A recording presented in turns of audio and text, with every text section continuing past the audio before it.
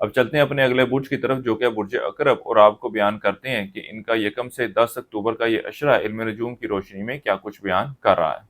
وہ لوگ جو 24 اکتوبر سے 22 نومبر کے دوران پیدا ہوئے ہیں وہ برج عقرب کے تحت آتے ہیں۔ اس کے علاوہ وہ لوگ جن کو اپنی تاریخ پیدائش معلوم نہ ہو اور اگر ان کا نام زال، زے، دواد، زوئیں، نون سے شروع ہوتا ہے تو وہ برج عقرب کے تحت آتے ہیں۔ برج عقرب والوں کو چاہیے کہ اس عشرے کے دوران اوپل سٹون کا استعمال کریں۔ اس کے علاوہ اس عرصے کے دوران سفید اور کریم کلر کی کوئی بھی چیز یا کپڑوں کا استعمال اس عشرے میں ضرور کیجیے گا۔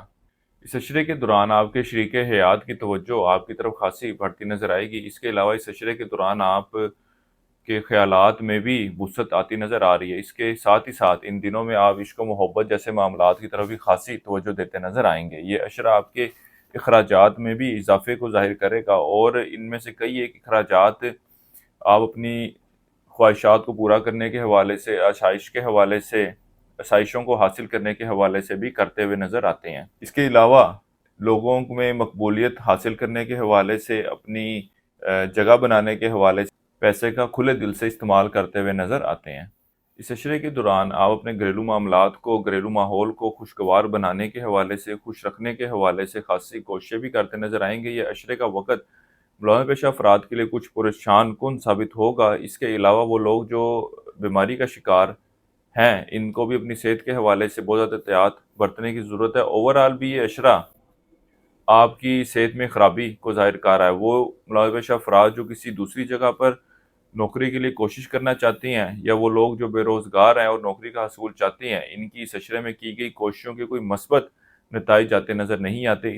اس عشرے کے دوران آپ اپنی امیدوں، خواہشات کو پورا کرنے کے حوالے سے خاصی محنت اور تگ و دو کرتے نظر آ رہے ہیں۔ اس عشرے کے دوران آپ اولاد کی معاملات کی طرف بھی خاصی توجہ دیں گے۔ وہ لوگ جو بیرون ملک سفر کرنا چاہتے ہیں ان کو چاہیے کہ فی الوقت ان معاملات سے دور رہیں، کیونکہ یہ عشرہ آپ کے بیرون ملک سفر کے لیے جانے کو ظاہر نہیں کر رہا، اور وہ لوگ جو اسٹڈی ویزے کے لیے، امیگریشن کے لیے اپلائی کرنا چاہتے ہیں ان کے لیے بھی یہ وقت ان معاملات کو لے کر چلنے کے حوالے سے اتنا کوئی خوش آئند ثابت نہ ہوگا۔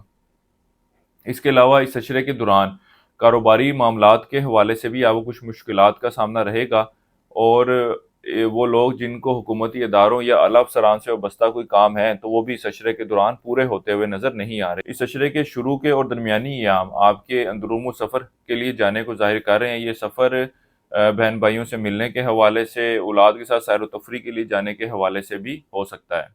اس عرصے کے لیے ایک وظیفہ آپ کو بتا رہا ہوں، یا اللہ یا غنی، 3 تسمیہ آپ نے اس کی کرنی ہے روزانہ عشاء کی نماز کے بعد۔ اس کے علاوہ اس عشرے کے دوران حسب توفیق مکس دالوں کا صدقہ کرتے رہیں۔ اس عرصے کی 7 تاریخ آپ کی 1 اکتوبر کی ہے۔ اس عرصے کی نحس تاریخ آپ کی 4 اور 5 اکتوبر کی ہے۔